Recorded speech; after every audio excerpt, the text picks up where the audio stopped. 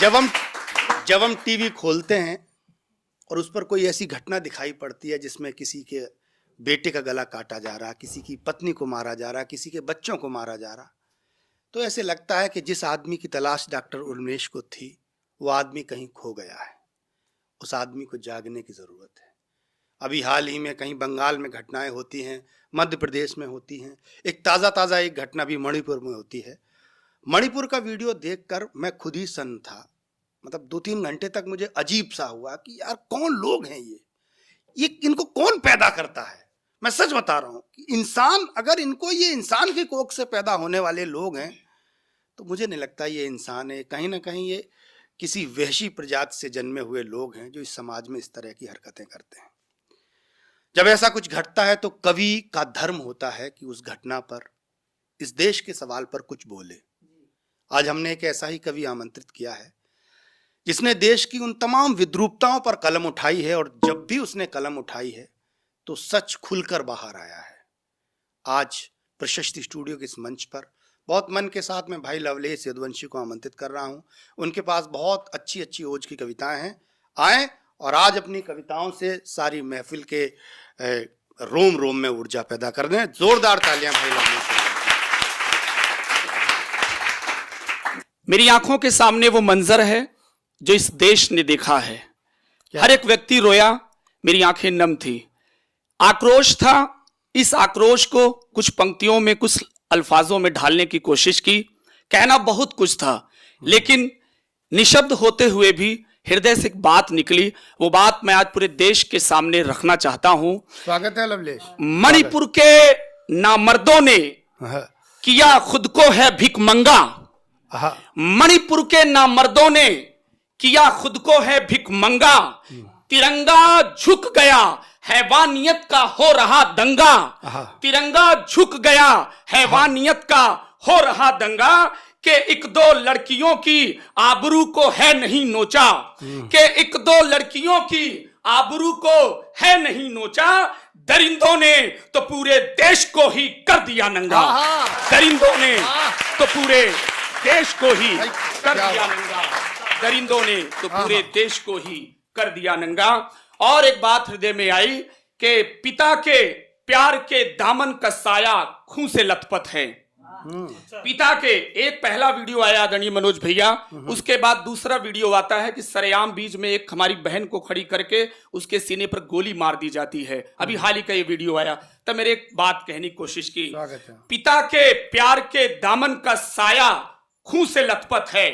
किसी माँ की पली ममता की माया खून से लथपथ है।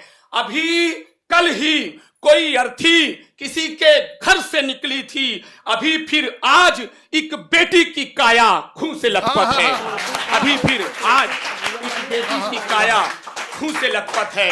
और ऐसे दरिंदों, वहशियों को पूरे देश के सामने जज्बे के साथ, आक्रोश के साथ एक बात कहना चाहता हूं देश की सरकार से कि वतन को जो किया बदरंग उसे शीशे सा चटका दो।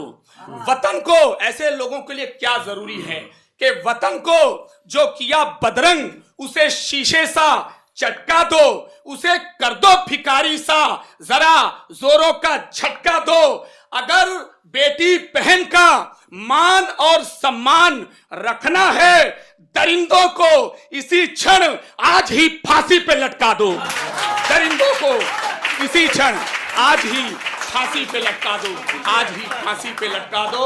और मेरे पिता अक्सर एक बात कहते आए कि ये बेटियां, ये बहनें 2 घरों को रोशन करती है, कि यही दुखों को हरती है। ये दरिंदे सुन ले कि बेटियां क्या होती है।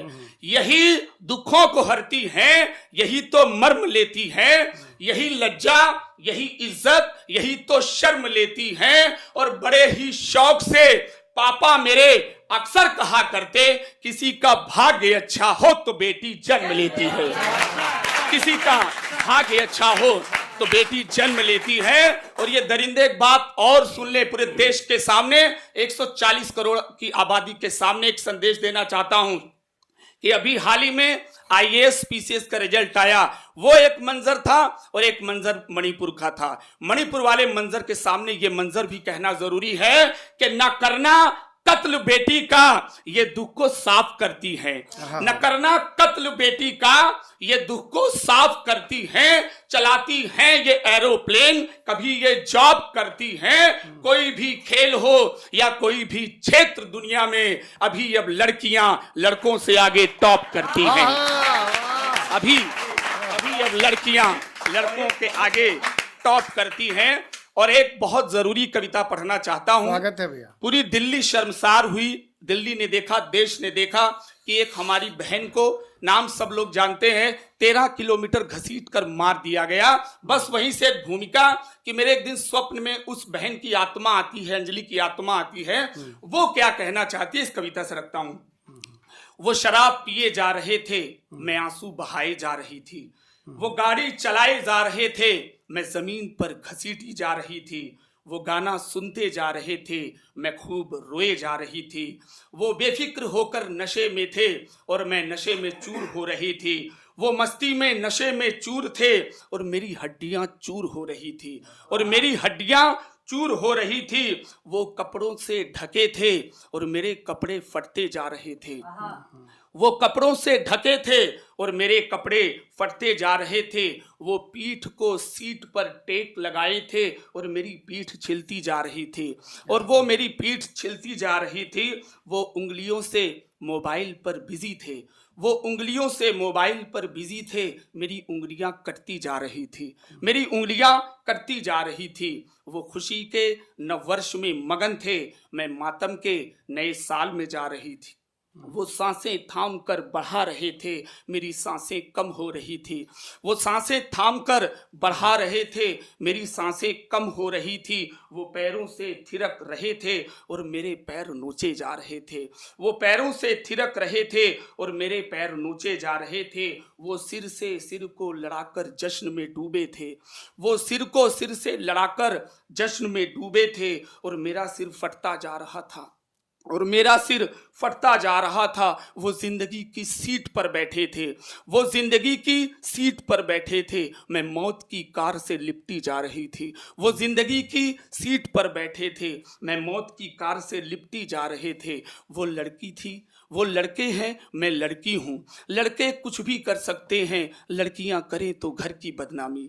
लड़के कुछ भी कर सकते हैं, लड़कियां करें तो घर की बदनामी। और कभी निर्भया, कभी श्रद्धा, कभी अंजलि, कभी मणिपुर की बेटियां, आखिर क्यों लड़की ही मारी जाती है? कभी टुकड़ों में, कभी घसीट कर। आखिर क्यों लड़की ही मारी जाती है?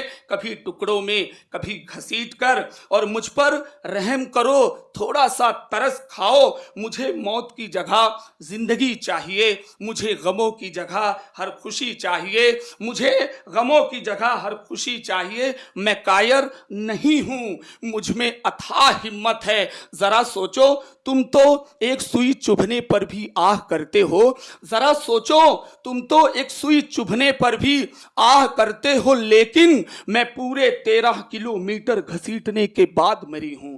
लेकिन मैं पूरे 13 किलोमीटर घसीटने के बाद मरी हूं, और फिर कहीं जन्म लूंगी, फिर किसी हादसे में, किसी लव जेहाद में, किसी प्रेम के जाल में, और किसी की निगाह में फिर से जन्म लेकर मैं मरती जाऊंगी, मैं मरती जाऊंगी, मैं मरती जाऊंगी।